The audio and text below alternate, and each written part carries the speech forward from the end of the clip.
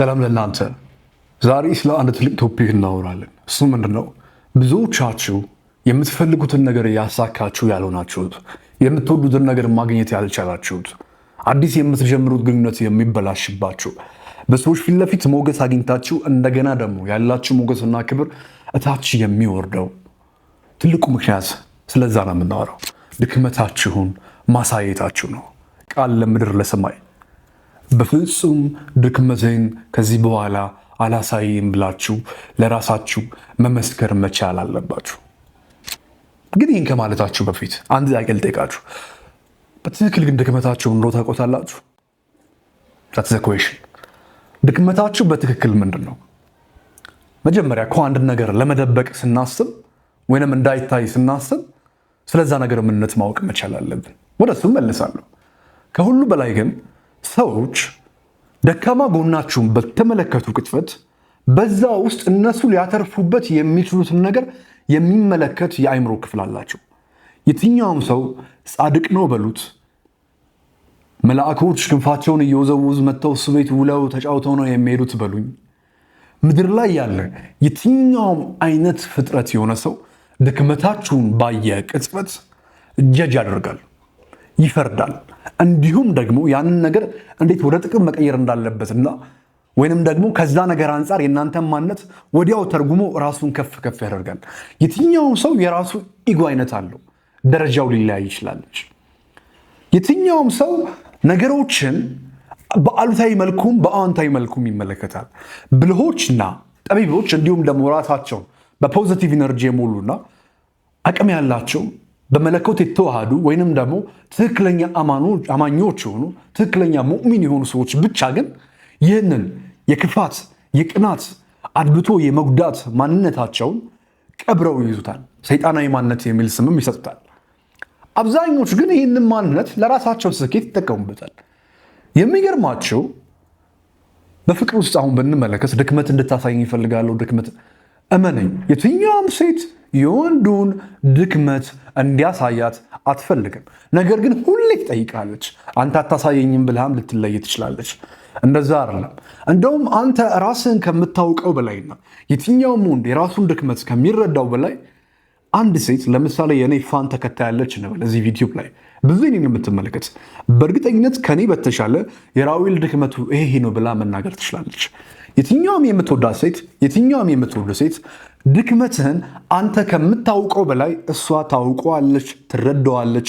በደንብ ነው የምታውቃቸው። እንድትናገር እፈልጋለሁ የምትልህ ተሸናፊ መሆንህን እንድታረጋግጥላት ነው። ካረጋገጥክላት ትንቅሃለች። እመነኝ፣ ድክመትን ያሳየው ሰው ይንቅሃል። ዛት ዘትሩስ ድክመትን ያሳየው ሰው የሚጠቀምበትን ነገር ነው በአንተ ውስጥ የሚፈልገው።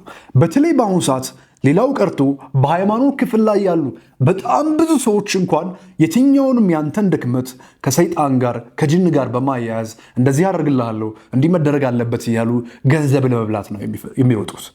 የትኛውም ፍጥረት በመንግስት ደረጃ ያሉ ትላልቅ ካምፓኒዎች መንግስትን አስፈቅደው በትላልቅ ኢንቨስትመንት ሀገራችን ላይ የገቡ ሌላው ዓለም ያሉ የተለያዩ ድርጅቶች ሊሆኑ ይችላሉ። የተለያዩ የሜካፕ አሁን በሜካፕ በማምረት ከፍተኛ ፕሮዳክቶች ያሉት ካምፓኒ አለ አይደለ? ድክመታችሁን ተጠቅመው ነው አስቀያሚ ነኝ የሚል ስሜት እንደሚሰማችሁ ስለሚያውቅ ምድር ላይ ትልቁ ቢዝነስ ወይንም ደግሞ ትልቁ ሰዎች ከሌላ ሰው የሚገባቸውን ጥቅም ለመውሰድ ወይንም ደግሞ ያንን ሰው አናንቀው ራሳቸውን ከፍ ከፍ ለማድረግ የሚጠቀሙበት ትልቁ መሳሪያ ያንን ሰው ድክመት መለየት ነው። ስለዚህ ድክመትህን ማሳየት እንዲታዘንልህ ማድረግ ጥበብ አይደለም። ወይንም ደግሞ ድክመትህን መደበቅ አጉል ማስመሰልም አይደለም። ይሄ የአኗኗር ጥበብ ነው። ዝምታ ወይንም ደግሞ ሰዎች የፈለጉትን በራሳቸው ሐሳብ ድክመቱ ይሄ ነው ብለው እንዲወስኑ መፍቀድ ጥበብ ነው። ነገር ግን ሰዎች በሚወስኑትና አንተን አይተው የሚያስቡት ሐሳብ ላይ ጣልቃ ገብቶ አይ እኔ እኮ እንደዚህ ነኝ፣ አይ እኔ እኮ እንደዚህ አይደለሁም እያልክ ማረጋገጫ ለመስጠት መሞከር ደግሞ አለማወቅ ነው፣ አላዋቂነት ነው፣ ሞኝነት ነው። ዝምታ ከሁሉ በላይ ፓወርፉል ነው። ስለዚህ ድክመትን እሷ ታውቀዋለች። እንደውም ሴቷ የምታከብርህ ለአንተ የተለየ ክብር የሚኖራት እንደዚህ አጋጥመዋል እንዲህ አለች ወይንም ደግሞ እንደዚህ አይነት ችግር አለብህ አለች ወይንም አንተ እኮ እንደዚህ ነህ ብላ ልትናገር ትችላለች። አንዳንዴ ለነገሮች የምትሰጠው ምላሽ ተመልክታ ዝም ብለህ ፈገግ ብለህ ማለፍ የተሻለ ነው። ወይንም ደግሞ ሊሆን ይችላል ልክ ነሽ ቆንጆዋ ሊሆን ይችላል ምናልባት ላላሰው ይችላል ብለህ ጨዋታውን ቀይረህ ያንን ድክመትህን አስተካክለ መምጣት ነው ካንተ የሚጠበቅብህ። ያኔ ለሷም ሳትነግራት ደካማ መሆንህንም ሳታምንላት ነገር ግን ድክመትህን ተረድተህ ፈተህ ወይንም ያንን ችግር ቀርፈው ስትመጣ እሷ እንኳን በአንተ ላይ ትኮርባለች። ይህ ምን አይነት ወንድ ነው ድክመቱን ሳያሳይ ነገር ግን እየታወቀበት ሳያብራራ ምን ሳይል በራሱ መንገድ ብቻውን ሄዶ ፈቶ የመጣ ጀግና ነው የምትል። በተለይ ደግሞ ተመሳሳይ ከሆነ ጾታ ጋር ሴት ሆነሽ ለሴት ወንድ ሆነ ለወንድ ድክመት ማሳየት ማለት ትልቅ የፉክክር ቤት መገንባት ማለት ነው። አስበው አንድ የዱር ቦታ ላይ መኖር የሚችለው አንድ ንጉስ ብቻ ነው ከአንበሶቹ መንጋ ውስጥ እና 2 ወይንም ደግሞ 4 5 እንበላቸው ደቡል አንበሶች ተወለዱ። ግዴታ እንግዲህ ከነዛ ውስጥ አንዱ ነው ንጉሱ። ማን ይመስላል የንግስናውን ቦታ የሚይዘው? ማን ነው የማይይዘው? የንግስናውን ቦታ የማይይዘው ድክመቱን ያሳየው ነው። የንግስናውን ቦታ የሚይዘው ድክመቱን ያላሳየው ነው።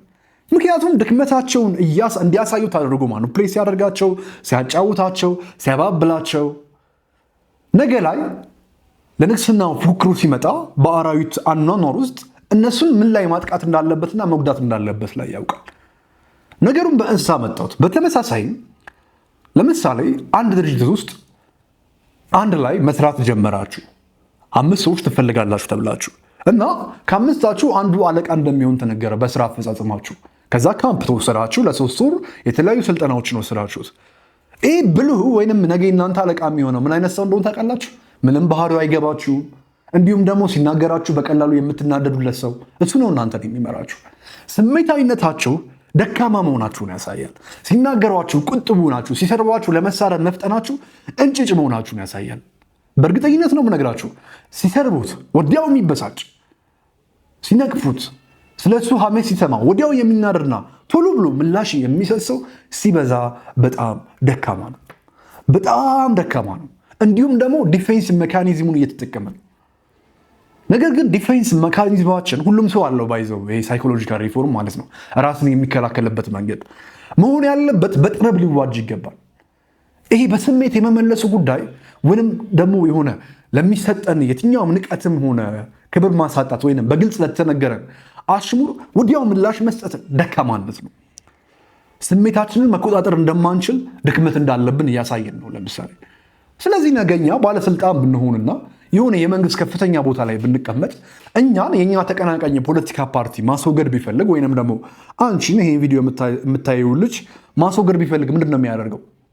መኪና እየነዳሽ እያለ ድንገት ዜብራ ላይም ሊሆን ይችላል ወይንም ደግሞ አደባባይ ላይ ሆን ብሎ የሆነ ሰው መኪና የተበላሸ ብሎ ከአንቺ ፊት ለፊት ያቆመዋል። መኪናው ተነስት ያለሽ ክላክስ ታደርጊያለሽ። ቆይ ተረጋጊ፣ ምን ነሽ? ተረጋጊ ይልሻል። ተነስት ያለሽ ክላክስ ተረጋጊ ይልሻል። ማን ስለሆንክ ነው አንተ ያለሽ? ትወጫለሽ፣ ጸር ትፈልጊያለሽ። ያ ሰው ማን ስለሆንሽ ነው ይልሻል። ከዛ በኋላ መሳሪያ እንድታውጪ እንድትተኳኩሽ ድረስ ሊያደርስሽ ይችላል ያ ሰው። ለምን? በፊት ላይ ስሜታዊ እንደሆንሽና ለየትኛውም ጉዳዮች በግለፍተኝነት እንደምትመልሽ ራስሽን መቆጣጠር እንደማትችል ጥናት ሲሰራብሽ ስለነበረ ዩኒቨርሲቲ ስትማሪ፣ ፖለቲካ ፓርቲ ውስጥ ገብተሽ ስትሄጂ፣ ስልጣን ላይ ስትወጪ ያችን ጉዳይ ተጠቅመው ችግር ውስጥ ይከቱሻል። ከዛስ ወዲያው ፖሊስ ይመጣል። ይህን በማድረግሽ ሸቤ ትገበያለሽ፣ ማደራሽ ቅሊንጦ ይሆናል ማለት ነው። ስለዚህ የምታሳዩት እያንዳንዱ ሪአክሽን ነገሮች ሲፈጠሩባችሁ የምታሳዩቸው እያንዳንዱ ድክመቶቻችሁ በተለያየ ሁኔታ ላይ በተለያየ ቦታ ላይ ትልቅ ችግሮችን ይዘውባችሁ ይመጣሉ ህይወታችሁ ላይ። ወይንም ደግሞ ድክመቱን አሳልፈው የሚሰጥ ሰው ማለት ሰነዱን የሚሸጥ ሰው ማለት ነው። የቤት ካርታ አላችሁ አይደለ? ኦሪጂናሉን የቤት ካርታ በሌላ ሰው ስም አዙራችሁ የድሮውን ስሙ ሳይዞር በፊት ያለውን ኮፒ ይዞ እንደሚዞር ሰው ናችሁ እናንተ። ያ ሰው በፈለገው ሰዓት ቤታችሁን ሊወስድ ይችላል። ይህ ማለት ያ ሰው በፈለገው ሰዓት የእናንተን አይምሮ፣ ገንዘብ፣ ስነልቦና፣ ማንነት፣ ስሜት እንደፈለገ ማኑፕሌስ ማድረግ ይችላል ማለት ነው በሌላ ቋንቋ። ስለዚህ ድክመቶቻችሁን ማሳየት የለባችሁ። ድክመቶቻችሁን በግልጽ መለየት መቻል አለባችሁ። ድክመቶቻችሁን በግልጽ መለየት መቻል አለባችሁ። የራዊል ድክመቱ ምንድን ነው? ራሴን ጠይቃለሁ ምሽት ላይ ብዙ ጊዜ አርፍ ስል ምንድነው ድክመት? ይህን እናደርጋለሁ ብለህ ነበር አላደረክም። ይህን እናደርጋለሁ ብለህ ነበር አላደረክም። ዛሬ እስኪ በዕለቱ ዛሬ ለምሳሌ ይህን ቪዲዮ ፖስት አደረግኩኝ አይደለ? ዛሬ በዚህ ቀን በዚህ ዕለት ምን አደርጋለሁ ብዬ ያላደረኩት ምንድነው ብዬ ራሴን እገመግማለሁ። አደርጋለሁ ብዬ ያላደረኩት ነገር እየበዛ ከሆነ ቃል አባይ የመሆን ከፍተኛ የሆነ ድክመት አለብኝ ማለት ነው። እንዲሁም ደግሞ ሰነፍ የሚሆን ከፍተኛ የሆነ ድክመት አለብኝ ማለት ነው። ዛሬ አንድ ችግሬን ተረዳሁ ማለት ነው። ከዛ በኋላስ የመናገር ችግር አለብኝ ወይ? አይናፋር ነኝ ወይ? ብቻ ድክመቶቻችንን በራሳችን መንገድ እንለያለን። እነሱን ከለየን በኋላና ካወቅናቸው በኋላ ትራንስፎርም ማድረግ መቻል አለብን። ትሉ ወደ ቢራቢሮነት ይቀየራል የሚለው በእንስሶች ውስጥ ያለ ትልቅ ጥበብ ለሰው ልጅ ትልቅ መልእክት አለው። ትሉን እንደ ድክመታችሁ ሰዱት። ድክመቶቻችሁ ውብ ወደሆነ ማንነት እንደሚቀየር ደግሞ ትሉ ወደ ቢራቢሮ የመቀየሩ ወይንም ደግሞ የዚህን የትራንስፎርሜሽን ሂደትን በራሳችሁ ህይወት ላይ አፕላይ አድርጉት። ከዚች ቢራቢሮ ከምትባል የትል ዘመኗን ጨርሳ ቆንጆ ሆና ውብ ሆና ብዙ ሰዎች ሰውነቷ ላይ እስከሚያሳርፏት ድረስ ያላትን የዘመን ለውጥ ሂደት በተመሳሳይ እናንተም በድክመታችሁ ላይ በመስራት ለማሻሻል በመሞከር ውስጥ የቢራቢሮ ዘመናችሁ እንዲመጣ ማድረግ መቻል አለባችሁ ማለት ነው። that's the whole point ድክመታችሁን ከለያችሁ በኋላ ማለት ነው። ደግሞ የሚገርማችሁ ደካማ የሆናችሁበት ጉዳይ ባወቃችሁት ቅጽበት ያንን ነገር ለማስተካከል አውቃችሁትም ይሁን ሳታውቁት አይምሯችሁ በጣም ይለፋል። የብዙ ሰዎች ደካማ ሆኖ የመቅረት ትልቁ ችግር ምንድነው? ድክመታቸውን ለይተው አለመረዳታቸው። that's the problem እንጂ ድክመቱን ለይቶ የተረዳና በራሱ ላይ ከፍተኛ የሆነ ንቃት ያለው ሜዲቴት አድርጎ የራሱን ድክመት የሚለይ ሰው ወዳጆቹ ወይንም በዙሪያ ያሉት በጣም የሚቀርባቸውን ሰዎችን ጠይቁ። ከእናቱ ጭምር በልጅነቴ ምን አይነት ሰው ነበርኩ፣ አሁን ምን ሆንኩኝ፣ የትኛው እድሜ ላይ ለውጥ ተካሄደ፣ እህቱ አክሱ የቤት ሰራተኛችን ልትሆን ትችላለች፣ ከኔ የማትወጁ ባህሪ ከኔ የምትወጁ ባህሪ ያል አንድ ላይ ሰብስበን ጆርናል ብንጽፍና እነሱን ነገሮች ማወቅ ብንጀምር በእርግጠኝነት ወደድንም ጠላንም አንሶ መገኘትን የየትኛውም የሰው ልጅ አይምሮ ስለሚጠላ በራሱ መንገድ ለማስተካከል አይምሮ ራሱን ባለማወቅም በማወቅም ወይንም የንቃትም ያለንቃትም ወይንም ኮንሸስሊም አንኮንሸስሊም ራሱን እያስተካከለ ትራንስፎርም እያደረገ ይመጣል። ትል መሆኑ የገባው አይምሮ ቢራቢሮ ለመሆን ብዙ ሺህ ዋጋ ይከፍላል ማለት ነው በሌላ ቋንቋ። ስለዚህ ድክመትን መለየት፣ የለየነውን ድክመት ትራንስፎርም ማድረግ፣ ወደ ለውጥ ማምጣት እና በፍጹም ለዘላለም ድክመቶቻችንን አይደለም ለእናት ለአባት ለሚስት ለልጅ ቀርቶ ለማንም ሰው ማሳየት እንደሌለብን። ድክመታችን የምናሳየው በአንድ ምክንያት ብቻ ይሁን። እሱም ደግሞ ምንድነው? ድክመታችንን በማሳየት ውስጥ ድክመታችን ታይቶ ከሚመጣብን እፍረትና ንቀት በላይ ከፍ ያለ ጥቅምን ማግኘት የምንችልበት ሂደት ካለ ብቻ። ለምሳሌ በጣም ጉልበተኛ ጀግና፣ በጣም የበላይነት ስሜት የሚሰማን ማንንም የማንፈራ በጣም ብዙ ማርሻል አርት የተማርን ቦክሲንግ የተማርን ቆንጆ ሰውነት ያለን ሆንን። ነገር ግን ስደት መንገድ ላይ ያለን እያለ አንድ በረሃ ላይ አንድ ሚኒሻ ይዞን ብራታ ምናምን ብሎ በጥፊ ሲመታን በጣም ቀጫጫ ሰውዬ በጥፊ ለመምታት መሞከር ትንሽነት ነው። ያኔ ደካማ ሆነ መገኘት አለብህ። ያንን ጉዳይ ማለፍ መቻል አለብህ። ያለው በረሃ ነው። በአንድ አብሪ ጥይት ጭንቅላትህን ብሎ በጥሶ ይጥላል። እንዲሁም እሱም በነካ ቅጽበት ከዛች በረሃ አንተ አትወጣም። የእሱ ጀሌዎች በጣም ብዙ ናቸው። እንደውም አንድ ትልቅ አባባል አለ፣ ከደደቦች ጋር አትጣሉ በቁጥር ብዙ ናቸው የሚል ማለት ነው። አባባሉ ላይ ያለው እኔ አይደለሁም ያልኩት፣ ግን እውነት ነው። ከአላዋቂዎች ጋር አትጣሉ በቁጥር በጣም ብዙ ናቸው። ሰዎች ላይ ህይወት ላይ ማስመሳይነት ነው የሚያኖረው። የሆነ ዘፈን አታስታውስም? ገባኝ አሁን ገና የሚል ማስመሰል መሆኑን እያደረ ገና ከሰው ጋር ለመኖር አቋራጭ ጎዳና የሚል ዘፈን አታስታውስም? ኢትስ ኦልዌይስ ሰዎች ሀብታቸውን የሚያመጡት በብዙ መከራ ውስጥ ገብተው ነው። ከዛ በኋላ ለማህበረሰቡ የሚነግሩት ሌላ መንገዱን የሚያሳይ ማንም የለም። ማንም ሰው የሄደበትን የስኬት መንገድ የሚያሳይ ማንም ሰው የለም። በጣም ከወደዳችሁና ከቀረባችሁ ደግሞ ትንሽ መንገዷን አቅጣጫ ይጠቁማችኋል እንጂ የሚያሳያችሁ የለም። በህይወት ውስጥ በነገራችን ላይ ማንም ሰው አብሯችሁ አይጓዝም። ሁሉም ሰው አቅጣጫ ጠቋሚ ነው። ማንም አብሯችሁ አይጓዝም። ስለዚህ ጋራንት እንዳትሆኑ፣ በሆነ ሰው ስኬት ላይ ተንጠልጥላችሁ እንዳትሆኑ። እሱ ስላለልኝ እሱ ሁሉ ነገር ስለሚረዳ እያላችሁ ድክመታችሁን 24 ሰዓት ስለፈልፉ እንዳትሉ እያልኳችሁ ነው። የትኛውም ግንኙነት ኤክስፓየር ዴት አለው። የትኛውም የምድር ግንኙነት ኤክስፓየር ዴት አለው።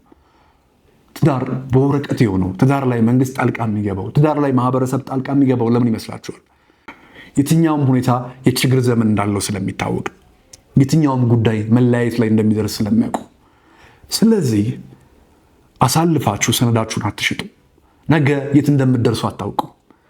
እናንተ አሻራችሁ ፍጹም የሚመስል ሰው እንደሌለም በተመሳሳይ ምድር ላይ ፍጹም ሌሎች ጋር የሌለ እይታ ነው ለህይወት ያላችሁ ማለት ነው። ያ እይታ ምናልባት ነገ ላይ ትልቅ ቦታ ሊያደርሳችሁ ይችላል። ያኔ ትልቁ ጠላታችሁ የሚሆነው ዛሬ ራሳችሁን አናንቃችሁ ድክመታችሁን ያካፈላችሁ ሰው ነው። ስለዚህ ድክመትን ማሳየት በራሱም ሌላ ድክመት ነው፣ ደካማነት ነው። ይህን ሀሳብ ከወደዳችሁት ይህንን ቪዲዮ ላይክ ማድረግ እንዳትረሱ። የቴሌግራም ቻናላችንንም በዚህ ዩዘርኔም ጆይን ማድረግ እንዳትረሱ። አብራችሁኝ ስለነበራችሁ ከልብ አመሰግናለሁ። መልካም ጊዜ